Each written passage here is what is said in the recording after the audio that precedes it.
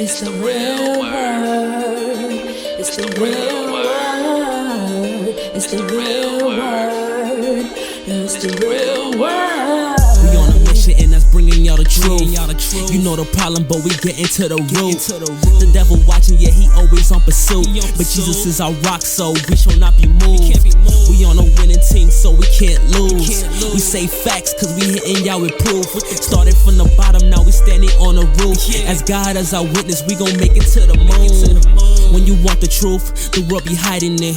This the real word, we providing it.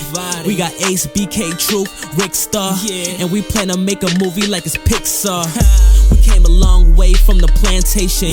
We just tryna save your souls from damnation. So if you down with the message, tune in every week. It will lead you to the message that you seek. It's the real word. It's the real word. It's the real word. It's the real word.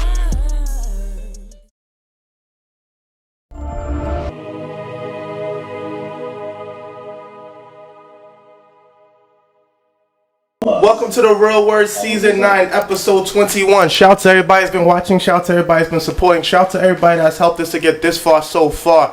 We want to thank everybody that supported our gala last week at 275 Park. Shout out to the Laughaholics. Shout out to Ray, the John, and the whole team. Shout out to Kwame. Shout out to Sheila. Shout out to everybody at 275 Park Avenue, located Brooklyn, New York, for hosting our gala. The gala was awesome. Shout out to everybody that came. Shout out to everybody that participated. You can still donate $ The Real Word Inc. That's $ The Real Word Inc. on Cashapp, or you could also donate at PayPal Giving Fund, or you could go to www.therealwordministriesinc.org. That's therealwordministriesinc.org. This weekend we're flying out to Haiti to do a missionary trip. So shout out to everybody that's supporting the humanitarian missionary trip to Haiti. Today we have a very special guest in the building today. Introduce yourself, sir. How you doing? My name's Asher. It's great to be here. I'm an electric violinist, composer, producer, and live performer. And like to post a lot of shenanigans on Instagram in my free time. Okay. So shout out to Asher for pulling up with us today. For those that don't know, he's a world-renowned, famous violinist. So tell the people about how did you get into music and how did you get into that particular instrument and how long have you been doing it for?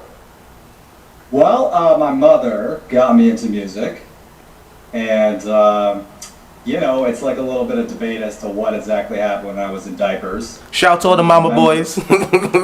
Yeah, I don't remember exactly, but I do have some really good memories about teachers when I was really young. But that's where it really started. The intention was never for it to be a professional career. It just became a way to pay my bills, to be honest, while I was working my way through college, and turned into a labor of love. And it sort of evolved into this really just me. It's evolved into this me being an artist and sort of expressing myself in a kind of like a unique way in terms of music that people don't typically listen to. I'm kind of in the classical EDM, classical hip-hop sort of realm. Usually you have like rappers, you got hip-hop artists, you have like EDM artists. You don't have so much of like a blend, and you definitely don't have like instrumentalists being like the front and center typically on stage. So that's sort of what I do that's a bit different. Give us an example of that if you don't mind. So Neon Dreams is like probably the single that launched my independent career as an artist. So that's a song you can hear on all major platforms. It's completely instrumental. There's no lyrics. There's no vocals. I don't typically like to tell people what to think or what to do. I just like to inspire through the lens of music. So that's, if you heard that, that's just an example. What are maybe similar artists to sort of illustrate what? Is that what you're kind of looking for? You ever heard that song "Forget About Dre" by Dr. Dre and Eminem? Yeah, I'm sure I've heard that. I mean, do you know at the very beginning with those artists? What's that? At the very beginning, they got the violin that goes dun dun dun dun dun dun dun dun dun dun. Yeah. And it was and me and Dre stood next to a burnt down house and a handful of match and a can full of mat. We still wouldn't found out. So here right now is the Chronic 2. Like, do you know that at the very beginning when they playing the violin sound, at the very, very beginning? It's funny because when you talk about Eminem, I think the that's just, I don't know. You could play that too? Yeah. Can you play that song? Am I wrong? I can feel. Yeah. Like that's probably a popular one, right? Yeah. That's how Eminem. That's YouTube. Yeah.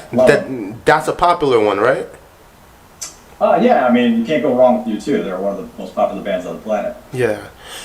At my last company's gala, we had a violinist play, and he played that violin until the strings busted, like on the stick thing. Yeah, the strings bust on the stick, and he just kept going. Oh, yeah? And that's one of the songs that he was playing, and he did the mix that you was talking about, like mixing the hip hop with the classical, and just making it interesting and bringing your own personality to it. Because I feel like that's what a lot of people lack is the personality. But once you put your personality into it, regardless of what you're doing, it still brings it out. I'll say Yo-Yo Ma is a good example of that. You know, from the name to the way he carries himself to even the music that he plays, it separated him from other classical music artists. Yeah, he's pretty contemporary. I mean, he's also, he's huge in the classical world, but also he made his way into contemporary pretty quickly. He's also a really powerful, influential person. I didn't even realize he was that, he's on the board of the ESG, I think, the World Economic Forum, which is, I was not expecting something like that when I read his, the list of people on that board. Yeah. So just a side note, in case people are interested. No. Contacts. One of my dreams was always to go to Carnegie Hall to watch someone play. I'm an alumni of Fordham University, and they have a lot of classical music fundraisers that they oftentimes do in the city. And even the other day, we did a paint and sip at one of the mental health facilities that I work at, and we were playing Beethoven's symphonies, and it helped to set the mood for the women there, you know, in the sense that even though some of them might be suffering from traumatic incidents or dealing with mental health crises or mental health issues, the music helped to calm them down along with the paint and sip. We, of course, gave them sparkling apple cider and sparkling grape juice, you know, trying not to give them alcohol because some of them are recovering or in recovery. Yeah. But we see how the role of music plays on people and how it helps to soothe people. So tell us about your experience of how you use music to heal others.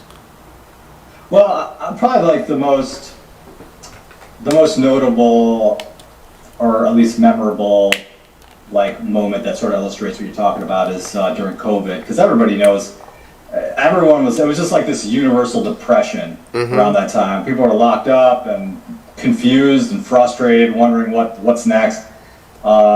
Not just within the music industry, but across the board, as you know. But so, that was around the time that I was sort of thinking, okay, ready to throw in the towel here. gonna go back to, I don't know, medicine, really, because everybody's just, the hospitals were full. I happen to have that degree, but I kind of stuck to music because that's sort of when people needed it most, and they needed somebody to connect to, and they needed somebody to sort of uplift them, because we think of hard times as just, okay, that you just need medicine, right? That'll fix the problem. But mental health is a huge deal that's really just underestimated by society. And the importance of mental health really goes beyond anything that drugs can manage. If people aren't happy, if people don't feel fulfilled, they don't feel connected with each other, then there's kind of no reason to live. So that's sort of my lengthy explanation as to where, I found newfound inspiration in the importance of music. Okay.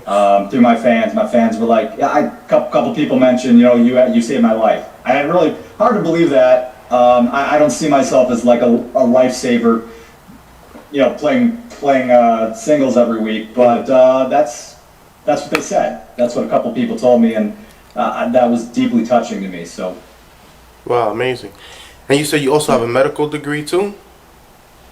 I have a nursing degree. I'm a non-practicing nurse. I went back into music. It was pretty much just doing the same thing for me. So I got the blessing from my wife, and I don't know. One of these days I might go back into it, but I'm pretty tied up with music, productions and live performances. So I'm guessing being a nurse, you didn't really like it. I can't say I didn't like it. I just things were already kind of happening in music, and I did intend to sort of do a little bit of both, and then I found that running 2 races was unbelievably difficult, and I thought I could sort of succeed in both, and then I realized, like, okay, what am I going to do? Come back at 1 in the morning from a hospital shift, and then do late night gigs, and it just didn't work the way I sort of envisioned it. And I don't know, music. I had been involved in music since 2001, so at that point I was sort of entrenched in it. It wasn't so much of a far-fetched thing to just stick to full time. Yeah. So would you consider yourself a successful musician? A lot of people consider me to be successul in terms of the fact that I am earning full-time income, supporting family. But by my definition, it's a struggle. Every day it's a struggle being an independent artist. I think artists signed to labels are also struggling, except for the Taylor Swifts. But it's a loaded question. I think that I have ways to go to feel completely comfortable in what I do. It's only been about 20 years, 2,000 gigs later, literally 2,000 gigs later. But am I where I want to be? No, I'm not where I want to be. Could I just keep coasting? Yeah, I can. Would I be happy? Probably not. So yeah, not a simple answer to your question, but a good question. So on average, how many gigs do you do per week? Probably save it your artist would get like a clear idea as to like across. I look at like a month at a time and a year at a time. So I do about 200 events a year. Oh wow, that's a lot. And then I do collaborations with artists, and I'm doing a lot of stuff in between. I have people constantly asking me like, okay, so why are you busy all the time? You go out, you do like what's 200 dates out of 365 days in a year? But that's about enough time to go on vacation pretty regularly, but it's not like that. I'm working around the clock. But that's about 20. That's about 20 gigs a month, though. Yeah, give or take. Some months are a little slower, but on average, that's what I'm looking at. Yeah. Yeah, so that's about 1 gig a day, then. About. 365 days a year. That's not. It's more like maybe on average 3 gigs a week or something like that. Yeah, about that. About 3 a week, but that's still not bad. Yeah, no, it's enough to earn a full living off of the live performance aspects. But again, like when you ask the question like, am I where I want to be, or am I there? Have I reached my expectations? Like I'm working on producing music for movies and sync licensing and that type of stuff. So that's a whole other animal that I'm kind of tackling. Well, that's great because then you have residual income, right? And you could get royalties, or get royalty checks. Yeah, I mean, right now my royalty income from live stream is like a joke. It's just you can have like 1 million streams, you make what, like a few $100 off of that from Spodify. It's not paying the bills. No, that I understand. Yeah. Especially in New York, maybe in Haiti, or maybe in like I don't know, somewhere in like where somewhere outside of the United States. Yeah. Where the dollars and the dollar could go further. So, what would be your definition of success? Because this is something that I oftentimes struggle with as well. Like you said, others might consider you to be successful based on their perception of what success is, but your perception and your dreams might be way larger than others may be able to see currently. So, what would you describe as your level of success that you're trying to obtain? I guess I look at a combination of things. One is my income. The other one is sort of my expectations, and my expectations are a little bit at a different place because I've been doing what I've been doing like the club date scene for a long time. So I'm kind of looking for more regular type touring schedule that works with being local, which is a really complicated thing to do because a lot of people when they tour they're going like the Europe and Asia and all over the place. So that's that's sort of it boils down to expectations. My own sort of imposing my own expectations on myself, and that's that's what I mean by other people may consider me to be successful. Do I consider myself to be successful? It's a loaded question. Not exactly, but I'm skating by. That's deep. There's a rapper. He's from New York, Highbridge, the Bronx. His name is A Boogie. A Boogie with the hoodie. And his last album was called Me Versus Myself. And I feel like that pertains to you in a sense. And it pertains to all of us. Where it's like the only rubric that you could compare self to is self. Like, yes, there's those that come before you, but you try to be better than those that come before you in order to leave a legacy for those that will come after you. And the whole time he's going through these emotions in the album where he's going through different things, whether it be friends, whether it be about money, whether it be about relationships, whatever it may be, and he's going through all these emotions, and then he's like, it's me versus myself. And he's saying as the album progressed and as his career progressed, he's no longer the same him, and he's dealing with the changes that he's going through and the maturity level. Because when he first started music, I think he started music back in 2015. Like, he's now, I think, 28 years old. So he started like around 19 years old, maybe. So we see the growth within his music. It's almost like growing up on TV. So back to you. What growth have you seen in your music over the years? Well, aside from streams and subscribers, which, to be honest, I feel a little... I've got a lot of mixed feelings about those numbers because a lot of people see them as vanity metrics. I feel like, while those numbers have grown, if I can't directly connect with the people that are following me, or if they're not necessarily DMing me, but they're just sort of passively following me, I don't see that as something that's a deep achievement. But I would say my mailing list, that's something that I've grown over the years, and that is a bit more of a deeper type of relationship with the people that care about my music. So I can actually exchange, send them a message. They can send me a DM. So that I would say that's a certain degree of growth. The events that I've been doing, somewhat representative of the growth that I've achieved, and the relationships that I've built with people in the music industry and collaborations, such as, for instance, Miserlou. It's going to be out tomorrow. It's a collaboration with two amazing heavy hitter artists out in LA. Ginny Luke and Johan Gritschacher, drummer. Ginny's an electric violinist and singer. She's gone on world tours with household names, and has done recording sessions for Dave Matthews, Britney Spears, pretty much, Jay-Z, some really big names. Johan Gritschacher's been on The Tonight Show, the Daily Show, pretty much you name it. So the fact that I've actually brought my music to the level that has allowed me to collaborate with these artists is deeply, I would say, is an achievement that I'm proud of. So I think that's another example of where I think I've seen growth as an independent artist. I think there are a lot of different things. I use a lot of data to figure out am I growing or am I shrinking? So I kind of look at the numbers. I look at what people are willing to, how interested they are in me, where they're flying me out to, the frequency of calls, how much they're willing to pay, that type of stuff. Do you ever upcharge after a certain amount of time, or have you been consistent with the same prices?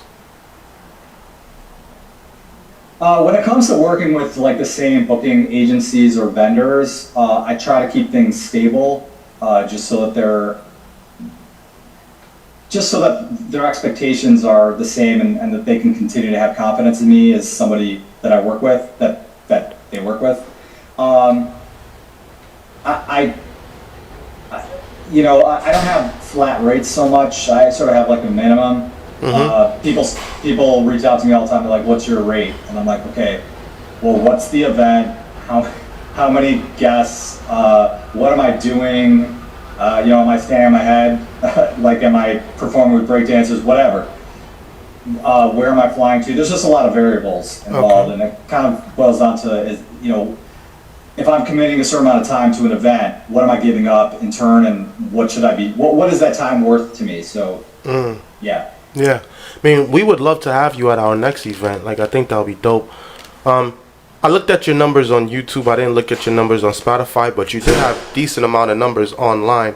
I can say that, like, I myself am a number person too. I focus on the analytical data. We was fortunate enough to get the Google Analytical grant when we first started for nonprofits, and it helped me to understand data more. It helps you to understand your core audience and where they're at, which countries they're at, the age, the demographics, and even at work, I run the daily demographics daily to see which clients are there, and the information about them, which I send out to the workers. So analytical data is very, very important.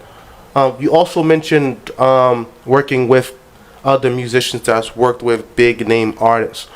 What big name artists would you like to work with if you can work with anyone? Are you going to connect me with them? I'll try my I'll try my best. I will be very careful about that. You ever heard of 6 Degrees of Separation? Sounds really familiar. I don't think I'm intimately. Okay, I'll break it down for you. Everyone and everything is connected within 6 people, right? I thought that was like a band. Oh no. Sorry, misunderstood. No, it's analytical data applied to real life in this reality, not only LinkedIn. the Matrix. Yeah. So basically, kind of like LinkedIn, you can say. They're all about that. So basically, let's just say me and you are friends, right? You might have a cousin that has a brother, that might have an uncle, that might have a friend, that might know someone else who's Joe Schmo. I'll give you an example, right? It don't even gotta go all the way up to 6 degrees. Like one day, I had a friend. He introduced me to a doctor. The doctor knew about this meeting that was going on in Long Island. I went to the meeting out in Long Island. I met this lady. She owned Snaps Media Group. And about 2 months ago, she told me she was having dinner with the president's wife. So, that's 6 degrees of separation. So, so from my friend to the doctor to the lady to the president wife. From the president's wife, probably be the president. That's 5. So something like that, and I've been applying it a lot, and that's how I've been able to meet celebrities. Just getting into a room, you might show up to one place, they might invite you to another place just because they like you. Because they like you, they invite you somewhere else, you might meet someone else. Again, like the lady, she invited me to a country club. The country club was a golf classic for Geraldo Rivera. From going to there, we went to another event, and Bill O'Reilly was there. From there, we went to another event, and we met some old boxers, like Michael Spinks. I don't know if you know Michael Spinks. He got knocked out by Mike Tyson in the first round.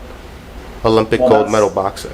That's a claim to fame right there. Yeah, so it's possible. Like, that's why I asked the question. So, who would you like to meet? If I got punched once by him, I'd be in the hospital for like 3 months. Probably. I'm lucky. So I have to think carefully about this. I mean, the first person that comes to mind is 1 or 2, actually, artists that are in the similar vicinity of what I do, because I feel like, there's, I guess because it's like people. Okay, I should just cut to the chase. Somebody like Lindsay Sterling. We're in a similar genre. I'm in a similar genre to her. She pretty much invented the genre as an electric violinist and like dancer, that type of stuff. She's unbelievable. I would be honored to perform with somebody like her.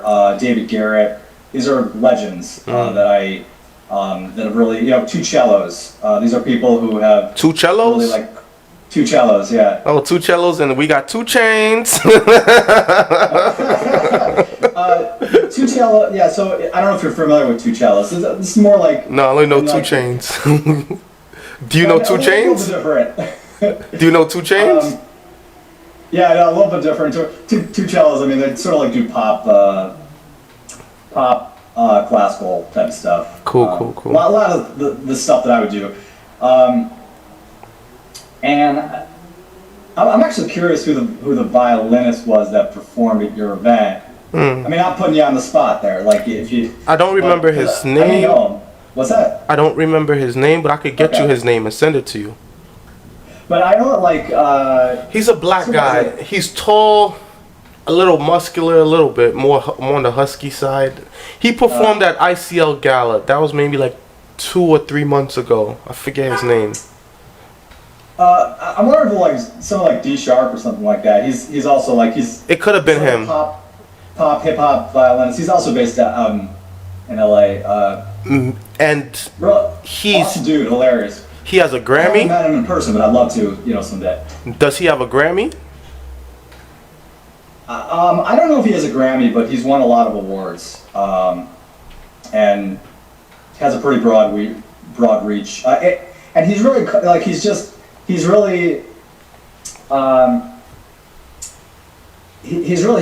elevated sort of, or he's brought the violin to the masses in many ways. Yeah. Like he's gotten people that typically just listen to rappers or singers, they're interested, like they're into the violin, which is, it's not so easy to get people into an instrument. Yeah. As a sort of like the main thing, just because the main, not the mainstream media, but the major labels haven't really pushed it so much. There's Myriad Benari.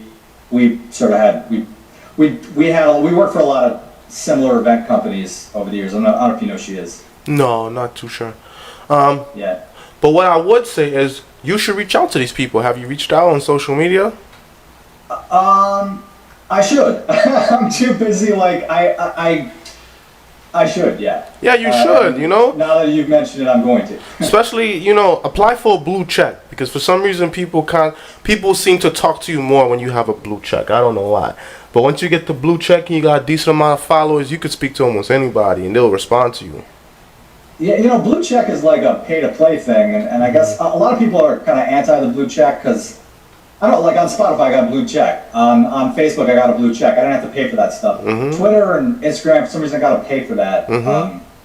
I don't get it. Like why would that? I might eventually cave, but it just seems kind of silly. Like if it's something that you earn based on major media picking you up, which has already happened to me. They should have already done that, but they're not. That's not the game that they're playing now. Did you ever? They lost billions of dollars. Did you ever do the application to be verified on Instagram prior to even the subscription? Yeah, a while back when I was being published in like EDM.com and a whole host of like major media outlets and magazines, but it didn't go through. Maybe I should reapply, but even if I reapplied, it wouldn't make a difference because I'm not paying the monthly fee. So yeah, I mean, but back then they used to charge people to get you verified. They used to charge like $20,000, $10,000, $5,000. You remember that they were selling blue checks for a while. Like you would have to know someone on the inside to buy it from them, and then they had the wait list for a while, and then after, if you're approved off the wait list, then you could get the blue check. I mean, there was a whole bunch of politics around that. But like I said, people are vain, especially people on social media, and they like to see those type of things. It excites them. It elates them for whatever reason. And I think within the field that you're at, especially like dealing with the upper echelon of people, they're kind of snobby and they kind of look for those type of things, believe it or not. Yeah, I've dealt with a lot of snobs over the years, but I guess I'm not in like the ultimate land of snobbery. I'm like kind of somewhere in that arena. I don't like dealing with snobs. It's really very annoying. You kind of want to deal with authentic, genuine people, and it's a little painful to kind of like have these conversations with people who only have this like business mindset. But I guess that's sort of the game. Yeah, of course. I have to tell you, like when I spoke with a guy like Montesiano, he's been on the top charts, was on Tonight Show. Sweetest guy in the world. I don't think he's got much of an ego at all. And I think that there's a lot of artists out there like that. I think guys like the Pentatonics, I don't think that these, they're major artists. I don't know if you know what they are. No, the Pentatonics, you say? Actually touring artists. The Pentatonics. Oh, wow. The Pentatonics. These guys, another like, sort of like what's the word? Just people I'd love to hang with and just perform with. You know, Bruno Mars. I don't know. You think he's got an ego? Bruno Mars, probably, but I don't know him personally. But he's funny. He's a cool guy. Yeah. Well, I don't know him personally. I don't know. Yeah. Because they could portray one person publicly and privately. They could be a whole different individual. So Right. I don't know him Sure. personally, so I can't speak on that. Not yet, at least. So tell us Give a it little couple bit. months. Yeah. So tell us a little bit about your childhood. Like, where'd you grow up and how was it growing up? You know, I don't have much of a sob story. It's pretty simple, like middle class upbringing in upstate New York. You know, I'm grateful for my upbringing. All my siblings played instruments. They played like violin, oboe, flute. So that was just like something we loved, listening to music. And I was in orchestras as a kid, and I sort of was looking for something a little like beyond classical, which I didn't get from my teachers. And discovering jazz and improvisation was something that really excited me when I was in high school. And that pretty much got me into the idea that, hey, you know, I can make this a career that really speaks to me, speaks to my heart. And you know, once I moved to New York City, went to school, I played, just started jamming out with bands, started getting booked to play like weddings and private events, corporate events, and like within a few years I co-headlined some pretty major venues. So just by making connections. So that's pretty much what happened in a nutshell, and pretty grateful for it. Wow. What's the biggest venue you ever played in? Madison Square Garden. Oh, nice. Carnegie Hall, Lincoln Center, you know. I was on PBS. Wow. These things don't happen every week, but definitely had the honor of gracing some pretty cool stages. Wow. So tell me, It's all downhill from there. why you say that? No, I'm just joking. You know, like you gotta laugh a little bit. You gotta laugh about. Like, you can't take yourself too seriously. True. People that play, you know, with a bunch of rock stars all the time, go on international tours. You know, it's not everything necessarily lasts unless you're Billy Joel. Wow. Or again Taylor Swift, where you got $1 billion backing you. So gotta just roll with the punches. So how was it performing at Madison Square Garden and Carnegie Hall? And what would be the difference between the two? Honestly, kind of overwhelming. Because it's, you know, when you're dealing with the sheer numbers, like, you know, many thousands of people, and all it takes is like some sound guy to screw it up. You know, not forget to put up the fader, or like, I don't know, mess up the output or the gain. It's a little nerve-wracking because so many things are moving quickly, and there's so many artists, but it was exciting. Each time that I got off stage was sort of like a bit of a shot. It was like sort of like a shot of, you know, adrenaline, some drug, because you just sort of like get let down the next day. But it's a high. You know, it's just simply a high, and then you sort of have to, again, ride the storm. I wrote a song about that. The highs and the lows. Yeah. That reminds me of acid. Like, a girl once told me that she does acid with some guy, and she told me when you're on acid, it's like all your senses open up, but then the very next day it's like you just crash. And I'm like, why would you want to do that to yourself? Like, why would you? Because when an opportunity comes your way, unless your wife says absolutely not, such as Kygo's manager wanting to book you, just as an example, which actually happened. oh, your wife said no? You know, well, you know, it's fine. It was something I really wanted, I got excited about, and I was thinking, okay, you know, I'll get a call like maybe in the next year. It was a one-time thing, and you know, damn. It's not something that needs to define my career, but when an opportunity comes knocking at your door, and it's like, well, how do you say no unless there's a conflict of some sort? The only real conflict that would keep me back is really like my family. So. Okay. Oh, so you had to stay home and take care of the family. It's a family-related thing, yeah. Yeah, well, a man that doesn't take care of his family can't be rich, right? That's what they said in Godfather. Yeah. That's a good quote there. Yeah, man. But you know, yeah. Well, sorry, what was it? No, I'm listening to you. Go ahead. Touche. You know, it's been a nice journey. It's been just the experience has been really eclectic. So it's just been somewhat unpredictable. You don't always know what's coming next, coming down the pike, and that's some of the excitement for me. You know, I don't know if I'm going to be playing like a private event. I don't know if I'm going to be in the Edison Ballroom or flying across the country to Maui, Hawaii. It's cool. I guess that's just sort of my personality. It matches my personality. Other people just kind of want a desk job and they want to sort of have the stability. For me, I feel like I got one life to live, and that's why I do what I do. I understand, and ironically enough, I work a desk job, and sometimes I want to get up and go. But like you said, sometimes people need that stability, but at the same time, people do want to chase their dreams. I think that you're put in a fortunate position where you do have the nursing degree to fall back on, but you also have this successful music career as well that affords you opportunities to have once-in-a-lifetime opportunities. So how have you been paying it forward or giving back? So that's something that's been a gaping hole in my life, the giving back part. It's been really difficult to find ways to give back in a way that works with, well, just... Go ahead, say it. I have to be careful about what I say, because I've done many charity events, many charity events, that I've sort of built relationships with charity organizations. The Special Children's Center, for instance, they support thousands of people and individuals that with special needs. That's just one of like many examples. Mm-hmm.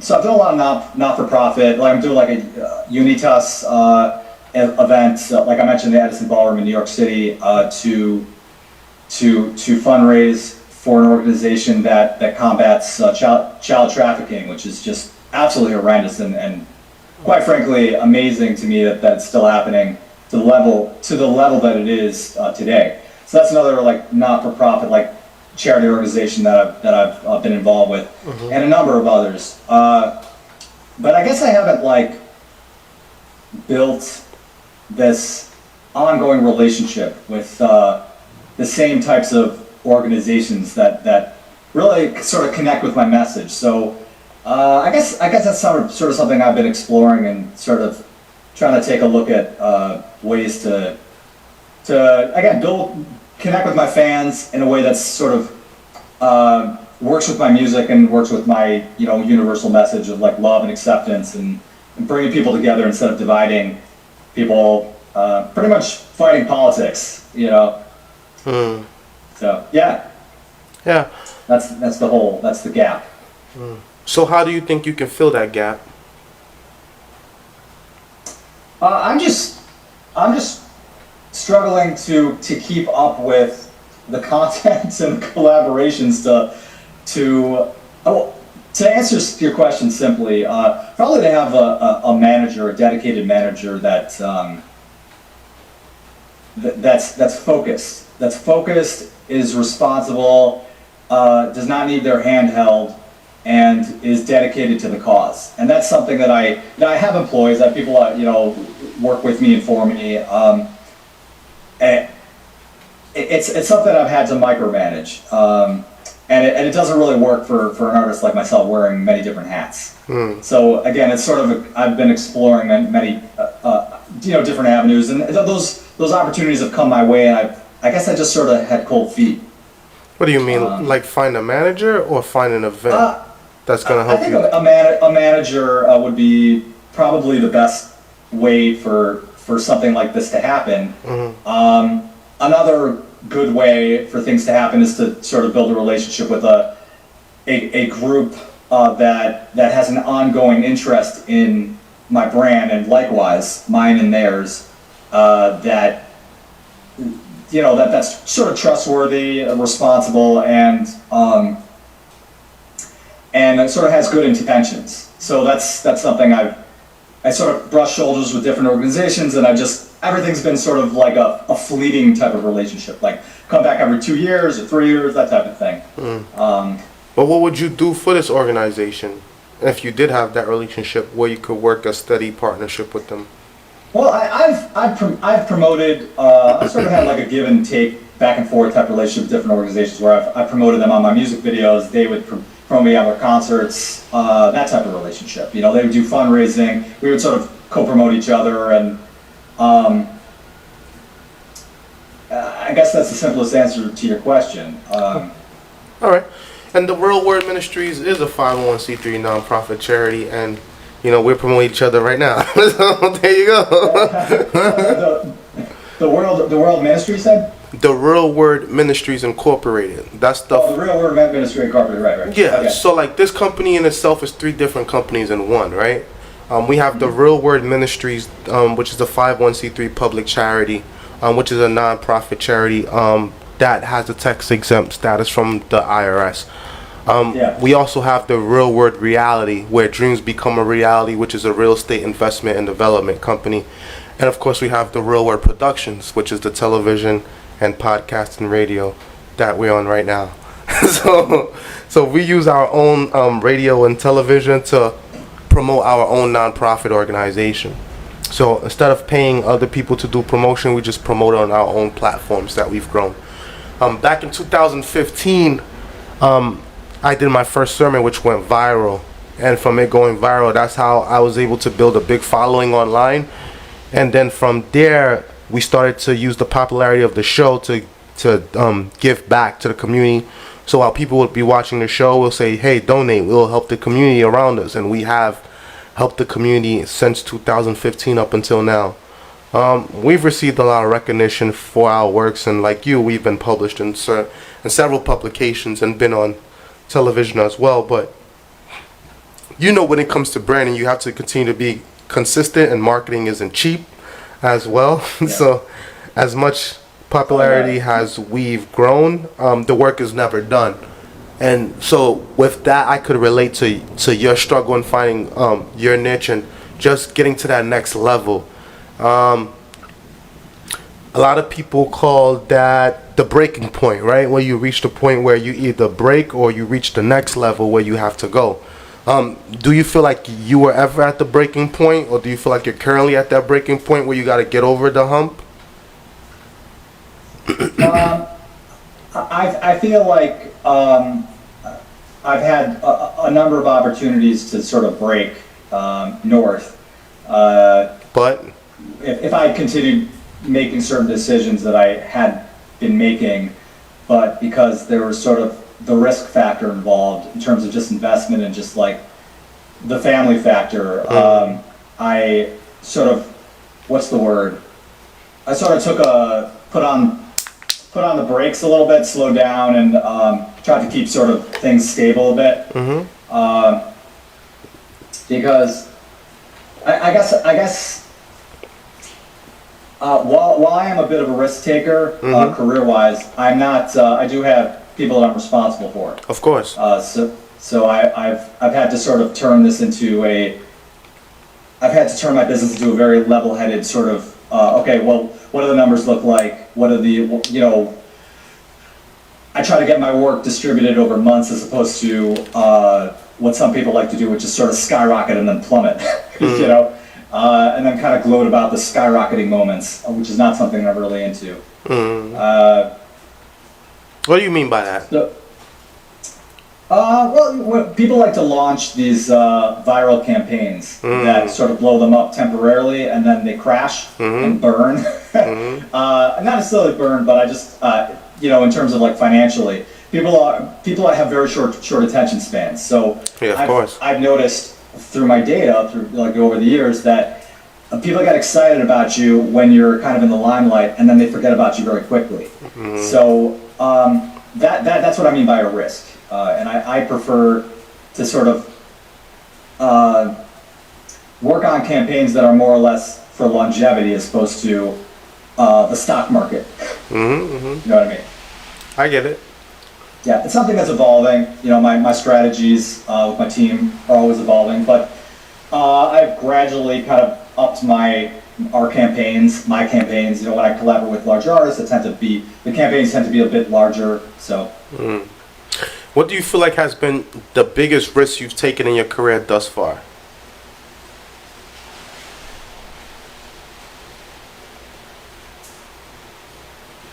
I mean, making music a full-time career, while really breaking ties with some of my most stable work, probably one of the bigger risks. Literally I don't want to say I've ghosted people, but people that would sort of reach out to me regularly, I sort of saw it as like, well, this relationship is kind of flatlined and there's a glass ceiling with this relationship and I need to sort of like depart in order to achieve other opportunities that are a little more relevant to my being an independent artist. So I guess you could call it more or less of a shift from being a studio guy to be more of a kind of a headliner. No, I understand, because that's something that we even went through. Like, even with this platform, I've had several co-hosts come and go, and we continue to build on the show. You know, like they always say in showbiz, the show must go on. And, you know, sometimes you have to shake a couple people off in order to make it to the next level. And plus, sometimes you gotta let some people go to make space for others. And that's just one of the realities of life. Yeah, business is business, unfortunately. And it's a challenging game, and you need to work with people who are strategic and kind of are able to carry the weight of their responsibilities, as opposed to being carried by you. So what do you feel about those that take it personal when you no longer want to associate with them? How did you deal with that? Sometimes you have to make hard decisions. I don't get overly involved with the drama. I don't, there has been drama, like minor drama at different points. It's granted to happen over 2,000 gigs, but for the most part, things have been pretty smooth. And it's just been a matter of like, okay, we're going our separate ways and gonna kind of explore other options. Yeah. Say, for example, there's a kid somewhere upstate New York or even in the city that wants to become a violinist professionally. What advice would you give to him or her?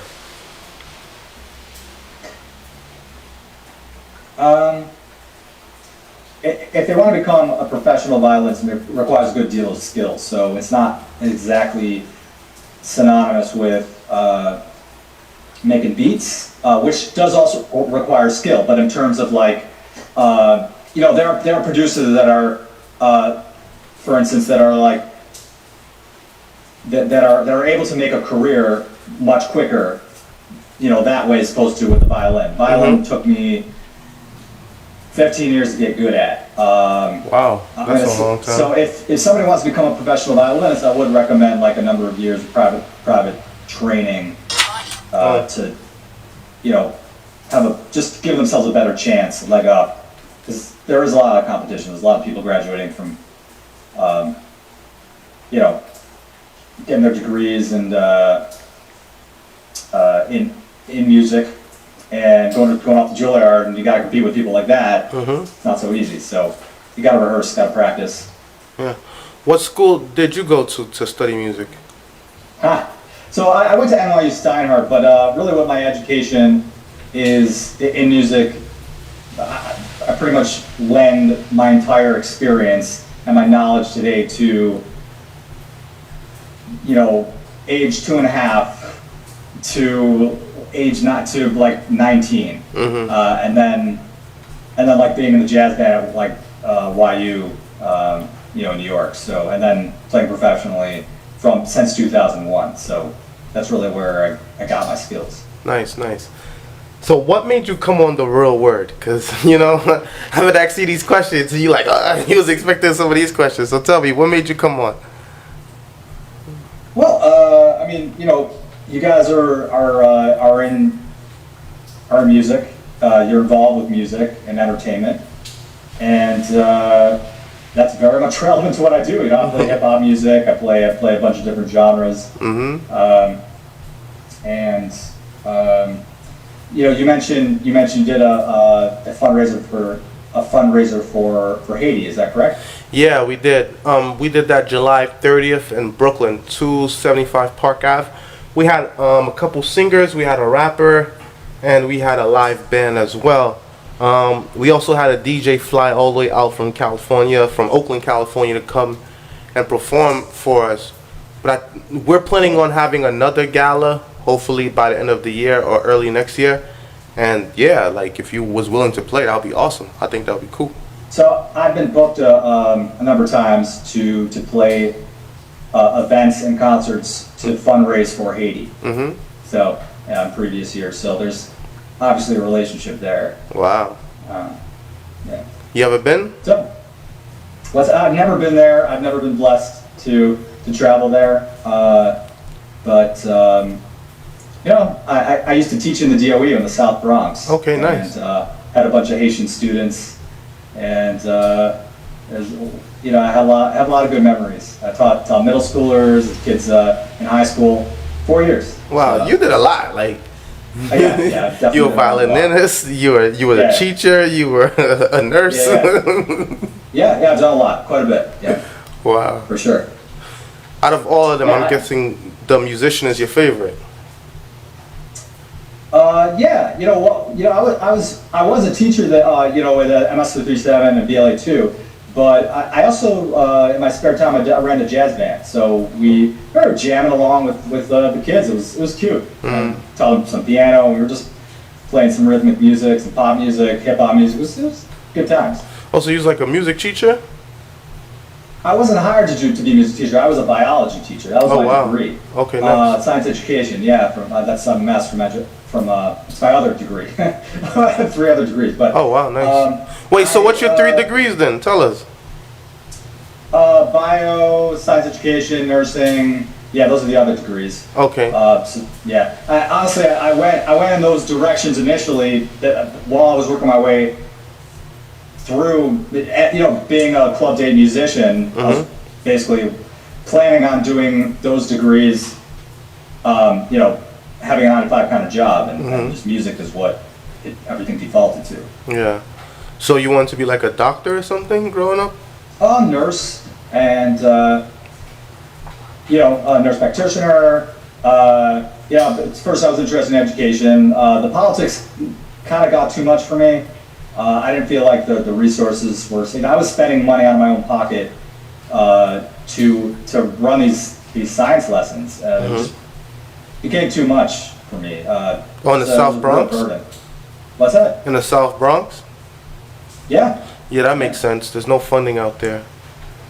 There's some funding. It's just not enough, and I don't think they value their teachers to the point where they should be. I think considering like you have 150 students, that's a significant responsibility, and plus you're managing and you're working with and building relationships with the community and the parents. That's a big deal. Yeah, but they don't care because those kids are poor. That's what it boils down to, Economics is something we could talk about for the next week, and it's something that the government has paid more attention to because of the media, but it's still, there are not enough resources. Yeah. Hence why they're called under-resourced communities. Exactly. I worked in the South Bronx myself as a social worker. I worked there for 2.5 years on Jackson Ave off the 5 train. I worked at the Multi-Service Center, Welfare Center on Jackson Ave, located at 630 Jackson Avenue. So I know how it is to work with a community that's living under the 200% poverty level, living within extreme poverty, extreme trauma, mental health issues. A lot of the individuals that was victims or that were a result of the crack era. A lot of people that came home from jail, a lot of people that were crackheads or dealing with addiction back in those days, they now live in those neighborhoods and they're dealing with that, and they're depending on the system, the public assistance, to help even keep them alive. Like the public assistance system pays for their home, their food, put cash in their pockets, every single thing. It's sad to a certain extent. So I understand that. The problem is transgenerational. It's across generations. The damage that has been done to these communities by through the drug addiction. By who though? Well, if we want to get, I don't want to get political, but I think you and I kind of have an idea to the powers that be that when you got when you have big money and big influence and big profits at risk, certain decisions at the government level, at the federal level, are made at the expense of people who do not have the same influence or clout when it comes to lobbying. So yeah, we can talk about lobbyists and money. I think everybody's kind of has a clear idea of that now. But the damage is done. The damage is actually continuing to be done across the nation, not even just at the low SES, like low under-resourced neighborhoods level, but it's also being done at the middle class level. Mental health is a crisis in this country. Yeah. Big time. I'm going to play this one song that I was telling you about, and then we're going to do closing thoughts, and then we're going to close out because we're running out of time. But here's the song. Listen to it.